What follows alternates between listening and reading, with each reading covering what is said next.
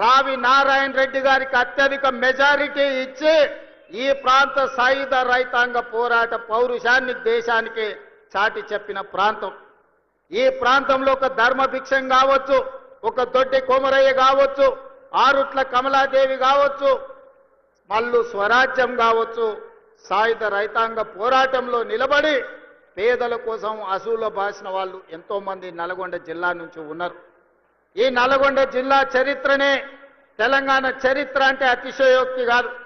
ఈనాడు తెలంగాణ చరిత్ర ఎవరు లిఖించినా, చరిత్రకారులు ఎవరు ప్రస్తావించినా నల్గొండ గడ్డ గురించి ప్రస్తావించకుండా ఉండలేరు. అలాంటి ఈ గడ్డ మీద నుంచి ఈనాడు పేదలకు అందించే రేషన్ కార్డుల కార్యక్రమాన్ని ఏర్పాటు చేసుకోవడం అంటే తెలంగాణ నలుమూలల పేదలకు 4 కోట్ల మంది ప్రజలకు ఈ రోజు కడుపు నిండా సన్న బియ్యం వండి అన్నం పెట్టే రోజులు వచ్చినాయి.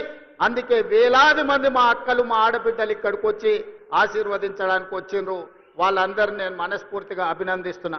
మిత్రులారా, ఈ నల్గొండ జిల్లాలో కాంగ్రెస్ పార్టీకి ఉన్న అనుబంధం, ఈ నల్గొండ ప్రాంతాన్ని సస్యశ్యామలం చేయాలని ఆనాటి మొట్టమొదటి ప్రధానమంత్రి పండిట్ జవహర్లాల్ నెహ్రూ గారు నాగార్జున సాగర్ని నిర్మించి నల్గొండ జిల్లాకు నీళ్లు ఇవ్వాలని, నాగార్జున సాగరే కాదు శ్రీశైలం కావచ్చు, ఎస్ఆర్ఎస్పి కావచ్చు, ఆనాడు పండిట్ జవహర్లాల్ నెహ్రూ గారు కట్టిన ప్రాజెక్టులే ఇవాళ తెలంగాణ ప్రాంత రైతాంగాన్ని బీళ్లు తడుపుతున్నాయి. అదే కాదు, ఈ నల్గొండ జిల్లాలో ఈ ప్రాంతంలో పారుతున్న మూసీ నది ఆనాడు కాంగ్రెస్ పార్టీ నిర్మించింది. కాంగ్రెస్ పార్టీ నల్గొండ జిల్లాకు నీళ్లు ఇచ్చింది. ఇవాళ నేను అడుగుతున్న మిత్రులారా, ఇవాళ ఒక ఆయన ఎట్లొస్తాడో ముఖ్యమంత్రి అడ్డుకుంటా ఆయన గోదావరి నీళ్లు తేలేదు అని అన్నాడట. నేను ఆయనకు చెప్పదలుచుకుని పక్కనే కూతవేటు దూరం ఉంది, ఈ పక్కనే ఉన్నాడు. ఆయన ఉన్నది 3 అడుగులు, ఆయన 6 అడుగులు ఎత్తే కూర్చున్నాడట ముఖ్యమంత్రిని అడ్డుకుంటా అని. 3 అడుగులు ఆయనకు నేను ఒక మాట చెప్పదలుచుకున్నా. 3 రోజులు అవకాశం ఇస్తే గోదావరి జలాలు తుంగతుర్తి నియోజకవర్గానికి తెస్తా అని ఆయన పేపర్ల ప్రకటన చూసిన. 3 రోజులు కాదు, 10 ఏళ్ళు మీకు అవకాశం ఇచ్చిండు. ఎందుకు దేవాదుల నుంచి తుంగతుర్తికి నీళ్లు తీసుకురావలేదు? గోదావరి జలాలతోని ఈ ప్రాంత భూములను ఎందుకు తడపలేదు అని నేను అడుగుతున్నా. అందుకే ఆయనకు చెప్పదలుచుకున్నా, అయ్యా గ్లాసులో సోడా పోసినట్టు కాదు గోదావరి జలాలు తుంగతుర్తికి తేవడం అంటే. నీకు తెలిసిన విద్య ఒక్కటే, దొరగారి ముందల చేతులు కట్టుకొని గ్లాసులో సోడా పోయడమే కానీ నీకు తెలిసిన విద్య అంతకంటే లేదు. నీ ఊరు మండలం చేసుకున్నావు, మండల ఆఫీస్ అన్న తెచ్చుకున్నావా? ఎంఆర్ఓ ఆఫీస్ అన్న తెచ్చుకున్నావా? పోలీస్ స్టేషన్ అన్న తెచ్చుకున్నావా? 10 ఏళ్ళు మంత్రిగా ఉండి నీ నాయకుడు ముఖ్యమంత్రిగా ఉంటే నీ సొంత మండలానికి ఒక ఎంఆర్ఓ ఆఫీస్, ఎంపీడీఓ ఆఫీస్, ఒక పోలీస్ స్టేషన్ తెచ్చుకోలేని సన్నాసివి ఇవాళ మా మందుల సామెలు తీసుకొస్తే సిగ్గుతో తల ఉంచుకోవాల్సింది పోయి ముఖ్యమంత్రిని ప్రభుత్వ కార్యక్రమాన్ని అడ్డుకుంటానని ఆయన ప్రగల్భాలు పలుకుతుండు. ఏది ఒక్కసారి అడ్డుకొని చూడు, మా తుంగతుర్తి నియోజకవర్గంలో కాంగ్రెస్ పార్టీ కార్యకర్తలు చూసుకుంటారు. దా పక్కనే రామరెడ్డి దామోదర్ రెడ్డి గారు ఉన్నారు ఊరికాడ. మేమందరం ఈ వేదిక మీద ఉన్న వాళ్ళు ఎవరు అక్కర్లేరు. మా దామన్న ఒక్కడు జాడు ఈ నియోజకవర్గంలో కూర్చుంటే అడ్డుకునేటోళ్ళు ఎవరో, అడ్డం పడేటోళ్ళు ఎవరో, వాళ్ళ కథ ఏందో, వాళ్ళ కమామీస్ ఏందో దామన్ననే తేల్చగలడు. ఇవన్నీ నేను మాట్లాడగలను, కానీ ఇది అధికార కార్యక్రమం కాబట్టి ఎక్కువ తక్కువ నేను ఇంకా చెప్పదలుచుకోలేదు. విషయం నీకు అర్థమైతే అర్థమైనట్టే అని నేను ఈ వేదిక మీద నుంచి వారికి సూచన చేస్తున్నా. అందుకే మిత్రులారా, ఇవాళ తెలంగాణ రాష్ట్రంలో మీరు ఆలోచన చేయండి. 10 సంవత్సరాలు పరిపాలన చేసిండ్రు. ఏనాడైనా పేదవాడికి రేషన్ కార్డు ఇవ్వాలన్న ఆలోచన వచ్చిందా? పేదవాడికి సన్న బియ్యంతో బుక్కెడు బువ్వ పెట్టాలన్న ఆలోచన ఎప్పుడైనా చేసిండ్రా? ఇవాళ 10 ఏళ్లలో మీరు ఇవ్వని రేషన్ కార్డు, లక్షల కొద్ది రేషన్ కార్డు మేము ఇస్తున్నాం. కోట్ల మందికి, 3 కోట్ల 10 లక్షల మందికి ఇవాళ సన్న బియ్యం ఇస్తే రేషన్ షాపుల దగ్గర పెద్ద పెద్ద బార్లు తీరిన లైన్లు ఉంటే ఇవాళ ఆయన అంటున్నాడు రేషన్ షాపుల కాడ బార్లు తీరినరని. మీరు గ్రామాలలో రేషన్ షాపులు ఎన్నడూ తెరవలే, బెల్ట్ షాపులు మీరు తెరిచిండ్రు. 10 ఏళ్ల తర్వాత రేషన్ షాపులు తెరిచి సన్న బియ్యం ఇస్తుంటే ప్రతి పేదవాడు పెద్దవాడు రేషన్ షాపులో సన్న బియ్యం తీసుకోవాలని లైన్లో నిలబడి ఇవాళ లక్షలాది మంది, కోట్లాది మంది సన్న బియ్యం తీసుకొని బుక్కడు బువ్వ తింటుంటే మీ కళ్ళల్లో నిప్పులు పోసుకుంటున్నారు. ఇది మీకు భావ్యమా అని నేను అడుగుతున్న వాళ్ళని. అందుకే ఇవాళ మిత్రులారా రేషన్ కార్డులు ఇవ్వాలన్నా ఇందిరమ్మ రాజ్యంలోనే, సన్న బియ్యం పెట్టాలన్నా ఇందిరమ్మ రాజ్యంలోనే, మీరు పండించిన వడ్లకు కనీస మద్దతు ధర ఇవ్వడమే కాదు 500 రూపాయల బోనస్ ఇవ్వాలన్నా ఇందిరమ్మ రాజ్యంలోనే సాధ్యం.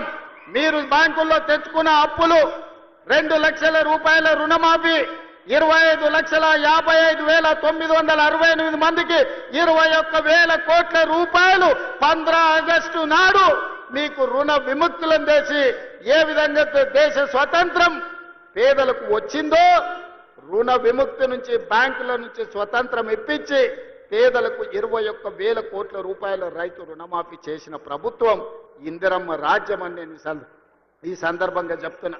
ఇదే కాదు, రైతు భరోసా ఇస్తలేరు. రైతు భరోసా రేవంత్ రెడ్డి ఎగ్గొడతాడు. రైతులను మోసం చేసిందని ఊరూరా వాళ్ళు ఒగల ఏడుపులు ఏడ్చిండ్రు. ఇంటింటికి పోయిరు, కడుపులో తలకాయ పెట్టిర్రు. కడుపులోనేమో సంతోషంగా ఉంది, ఎగ్గొడితే బాగుండు మా పండుగ వండు అని. కానీ ఆనాడు తుమ్మల నాగేశ్వరరావు గారిని, బట్టి విక్రమార్క గారిని, మంత్రివర్గ సభ్యులందరినీ పిలిచి పేదలకు రైతు భరోసా చెయ్యాలి, 9 రోజుల్లో 9,000 కోట్లు, 1,49,00,000 మంది రైతులకు ఈ రోజు మన 1,49,00,000 ఎకరాలకు 70 లక్షల మంది రైతులకు 9,000 కోట్లు రైతు భరోసా ఖాతాలో 9 రోజుల్లో వేసి రైతుల కళ్ళల్లో సంతోషం చూసినాం. వ్యవసాయం దండుగ కాదు, వ్యవసాయం పండుగ అని గిట్టుబాటు ధరతో పాటు బోనస్ ఇచ్చినాం. రైతు రుణమాఫీతో పాటు రైతు భరోసా కార్యక్రమాలను అమలు చేసినాం.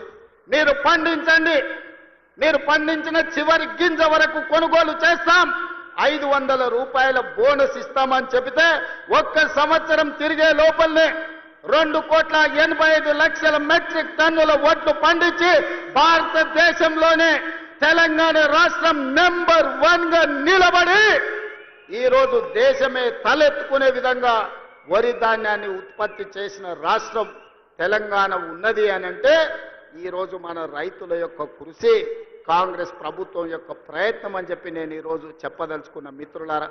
అందుకే మిత్రులారా, ఈరోజు రైతులు సంతోషంగా ఉన్నప్పుడే, రైతును రాజును చేసినప్పుడే ఇందిరమ్మ ఆత్మ శాంతిస్తుంది. సోనియమ్మ ఇచ్చిన తెలంగాణ ఒక పండుగ జరుపుకుంటుంది. దానికోసమే మిత్రులారా, రైతులకు సంబంధించిన రైతు భరోసా కావచ్చు, రైతు రుణమాఫీ కావచ్చు, కనీస మద్దతు ధర కావచ్చు, సన్న బియ్యం కావచ్చు, రేషన్ కార్డు కావచ్చు. ఇవాళ ఆనాడు కొత్త కోడలు వస్తే రేషన్ కార్డులో పేరు ఉండేది కాదు, పక్క ఊరికి పోతే పేరు వచ్చేది కాదు. ఇవాళ అందుకే ఉత్తమ్ కుమార్ రెడ్డి గారు మేమందరం ఆలోచన చేసి దాదాపుగా 26 లక్షల మందికి ఇవాళ రేషన్ కార్డుల పేర్లు మార్చుకునే అవకాశం ఇచ్చినాం. 5,61,000 కార్డులతోని 17 లక్షల మందికి కొత్త రేషన్ కార్డులు ఇచ్చి 40 లక్షల పైగా ఈ రోజు తెలంగాణ బిడ్డలకు సన్న బియ్యం అందిస్తున్నాం.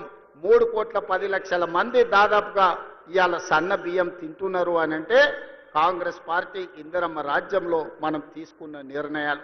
ఇవాళ ఇదే కాదు, రైతులే కాదు, మా ఆడబిడ్డలు, మా అక్కలు ఆలోచన చేయాలి. ఆనాడు 10 ఏళ్లలో ఎట్లుండే పరిస్థితి, ఎన్నడన్నా మీరు ఎట్లున్నారని ఎవరన్నా అడిగినరా అక్క? ఓట్లు వచ్చినాడు మీ ఓట్ల కోసమే వచ్చిండ్రు తప్ప మళ్ళీ ఎన్నడన్నా మీరు ఎక్కడున్నారు ఎట్లున్నారని ఎవరన్నా అడిగినరా?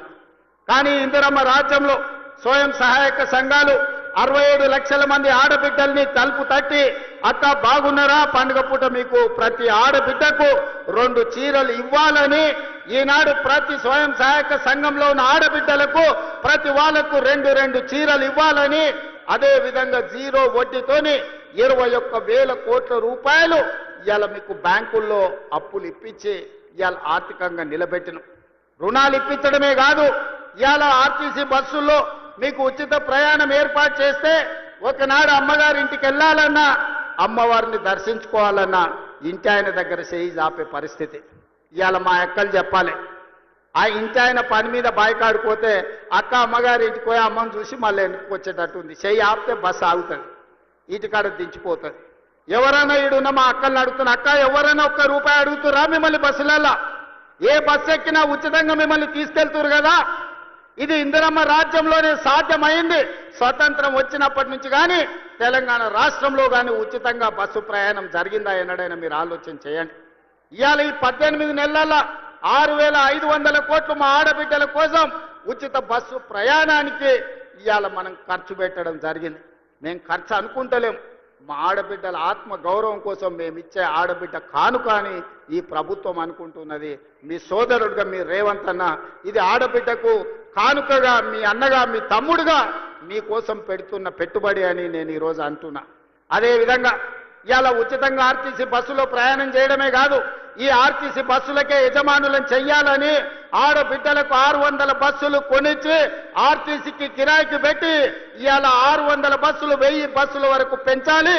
ఆడబిడ్డలకు 1000 బస్సులు కొనిచ్చి వాళ్ళ బస్సులే ఆర్టీసీకి కిరాయికి నడిపేటట్టు చేసి ఆర్టీసీ బస్సుల యజమానులను ఇవాళ కాంగ్రెస్ పార్టీ ఆడబిడ్డలకు చేసింది.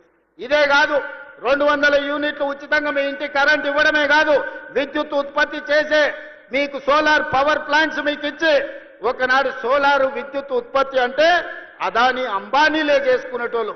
కానీ ఇవాళ మా ఆడబిడ్డలు సోలారు విద్యుత్ ఉత్పత్తి చేస్తారు. 1000 మెగావాట్ల సోలారు విద్యుత్తు చేసే ప్లాంట్లు మా ఆడబిడ్డలకిచ్చి విద్యుత్ శాఖతో ఒప్పందం చేసి ఇవాళ కోటీశ్వరులను మా ఆడబిడ్డలను చేసే పరిస్థితి ఇవాళ తెలంగాణ రాష్ట్రంలోనే వచ్చింది. అదే కాదు, ఆనాడు పెట్రోల్ బంకులు అంటే అంబానీలు నడుపుకునే రిలయన్స్ పెట్రోల్ బంకులని, కానీ ఇవాళ స్వయం సహాయక సంఘాలకు జిల్లా కేంద్రాలలో ఎక్కడెక్కడ ప్రభుత్వ స్థలాలు ఉంటే స్వయం సహాయక సంఘాలకు మీకు స్థలాలు ఇచ్చి పెట్రోల్ బంకులు నడిపించి రిలయన్స్ అంబానీలతో పోటీ పడే విధంగా ఇవాళ పెట్రోల్ బంకులు నడిపించే బాధ్యత మా ఆడబిడ్డలకు, మా అక్కలకు ఇచ్చినాం. ఇవాళ పాఠశాలలు, గ్రామాలలో ఉండే బడులు అమ్మ ఆదర్శ పాఠశాల పేరు మీద పాఠశాలల నిర్వహణ ఇవాళ మీకే ఇచ్చినాం. పాఠశాలకు, హాస్టళ్లకు కూరగాయలు కొనుగోలు చేసే కాంట్రాక్టు మీకే ఇచ్చినాం. ఇవాళ పిల్లలకు బట్టలు కుట్టే బిజినెస్ ఇవాళ మీ చేతుల్లో పెట్టినాం. తల్లి చేతుల్లో పెడితే బిడ్డకు ఎట్లాంటి బట్టలు కుట్టాలనో, సమయానికి ఎట్లా ఇవ్వాలనో అక్కలు చెల్లెళ్ళు ఇవాళ ఇస్తారు అని చెప్పి అది కూడా మీ చేతుల్లోనే పెట్టినాం. ఇవాళ పిల్లల అటెండెన్స్ పంతుల్లో తీసుకుంటే పంతుల అటెండెన్స్ మా అక్కలు తీసుకునేటట్టు గ్రామాలలో, తండాలలో, గూడాలలో, మారుమూల పల్లెల్లో ప్రభుత్వ పాఠశాలల్లో మంచి చదువు చెప్పించాలి. పేదల పిల్లలు డాక్టర్లు, లాయర్లు, ఇంజనీర్లు కావాలి. ఐఏఎస్లు, ఐపీఎస్లు అయి రాజ్యాలు ఏలాలి అని ఇవాళ ప్రభుత్వ పాఠశాలల్లో మంచి చదువులు అప్పజెప్పే కార్యక్రమాన్ని మా ఆడబిడ్డల చేతిలో పెట్టినాం. ఇవాళ మీ చదువుకున్న పిల్లలు ముఖ్యంగా నల్గొండ జిల్లా ఉస్మానియా యూనివర్సిటీ కేంద్రంగా ఏ ఎస్ఐ మా మహబూబ్ నగర్ జిల్లాలో ఎవరిని గదులు ఇచ్చినా ఏం పేరయ్యా, ఏ ఊరయ్యా అంటే ఎవరైనా నల్గొండ జిల్లా అని చెప్తారు. ఇవాళ ఎస్ఐలు, కానిస్టేబుల్, ఇవాళ డిఎస్పీలు అంటే నల్గొండ జిల్లా కేంద్రం. ప్రభుత్వ ఉద్యోగ ఖాళీలు భర్తీ చేయక పెండింగ్ పెడితే 10 సంవత్సరాలు దిల్సుఖ్ నగర్ చౌరస్తాలను, అశోక్ నగర్ చౌరస్తాలను, అమీర్పేట చౌరస్తాలను ఏండ్ల కొద్ది కోచింగ్ సెంటర్ల చుట్టూ తిరుగుతుంటే నిరుద్యోగ యువకులకు సంవత్సరం తిరిగే లోపల 60,000 ప్రభుత్వ ఉద్యోగ నియామక పత్రాలు ఎల్పీ స్టేడియంలో అందించి దేశంలోనే రికార్డు సృష్టించిన ప్రభుత్వం కాంగ్రెస్ ప్రభుత్వం, ప్రజా ప్రభుత్వం. ఇవాళ ఈ వేదిక మీద నుంచి నేను మాటిస్తున్నా, 2.5 సంవత్సరాలు ఈ ప్రభుత్వం పూర్తి చేసుకునే లోపల 1,00,000 ప్రభుత్వ ఉద్యోగాలు ఇచ్చి 1,00,000 మంది నిరుద్యోగ యువకులను ఉద్యోగాలు కల్పించి వాళ్ళ కుటుంబం ఆత్మ గౌరవంతో బ్రతికే విధంగా ఉజ్వల భవిష్యత్తు అందించే విధంగా ఈ ప్రభుత్వం చర్యలు చేపడుతుందని చెప్పి నేను ఈ సందర్భంగా తెలియజేస్తున్న మిత్రులారా ఇవాళ ఆలోచన చేయండి. 10 ఏళ్ళు వాళ్ళ చేతుల్లోనే ఉన్నది. 20 లక్షల కోట్లు చంద్రశేఖరరావు చేతికి వచ్చినాయి. 1,00,000 కోట్లు పెట్టి కట్టిన కాళేశ్వరం ఇవాళ కూలేశ్వరం అయిపోయింది. కట్టింది, కూలింది 3 ఏళ్లలోనే అయిపోయింది. వెనకకెవడో బుద్ధిమంతుడంట పందిరేస్తే కుక్కతోక తలిగి కూలిపోయిందంట. చంద్రశేఖరరావు కట్టిన కాళేశ్వరం 3 ఏళ్లలో కూలేశ్వరం అయింది. నేను అడుగుతున్న ఇవాళ ఈడికి వచ్చిన వాళ్ళని, ఇంజనీర్లను, తెలంగాణ మేధావులను ఆలోచన చేయండి. 60-70 ఏళ్ల కింద మేము కట్టిన నాగార్జున సాగర్ ఎట్లుంది, మేము కట్టిన మూసీ నది ఎట్లుంది, మేము కట్టిన శ్రీశైలం ఎట్లుంది, మేము కట్టిన శ్రీరామ్ సాగర్ ఎట్లుంది, మేము కట్టిన కల్వకుర్తి ఎట్లుంది, భీమా ఎట్లుంది, నెట్టంపాడు ఎట్లుంది, కోయిల్ సాగర్ ఎట్లుంది, జూరాల ప్రాజెక్ట్ ఎట్లుంది. మాట్లాడదామా? చర్చ చేద్దామా? నాగార్జున సాగర్ కట్ట మీద మేం కట్టింది ఎట్లుందో మీరు కట్టిన మేడిగడ్డ సుందిల్ అన్నారం పోదామా? ఆడనే కూలిన కూలేశ్వరం కాడ మిమ్మల్ని ఉరి తీసిన తప్పు లేదు. మీరు కట్టుడు 1,00,000 కోట్లు మింగి తెలంగాణ ధనాన్ని దోసుకుని ఇవాళ 3 అడుగులైన ఆనాడు ఎట్లుండే ఈనాడు ఎట్లున్నాడో మీరు ఒక్కసారి ఆలోచన చెయ్యండి. ఆనాడు గంజి